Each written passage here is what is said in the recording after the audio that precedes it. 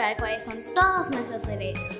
Yo tengo derecho a la vida. Yo tengo derecho a un nombre y a una nacionalidad. Tengo derecho a estar inscrito en el registro civil. Yo tengo derecho a tener relaciones personales con mi papá y con mi mamá. Yo tengo derecho a la cultura, deporte, tiempo libre y recreación. Yo tengo derecho a un medio ambiente sano.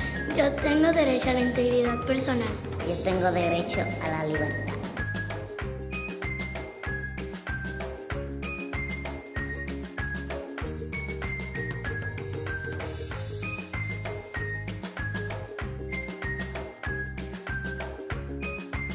Yo tengo derecho a ser respetada por mis educadores.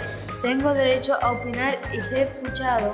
Y tengo derecho a la inmunización. Tengo derecho a la intimidad. Y tengo derecho a divertirme. Derecho a protección contra sustancias alcohólicas, estupefacientes y psicotrópicas. Yo tengo derecho a ser criado en familia. Tengo derecho a la información. Yo tengo derecho a la educación.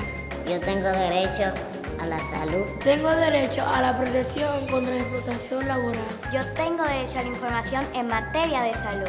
Y derecho a la participación. Yo tengo derecho a la protección de mi imagen.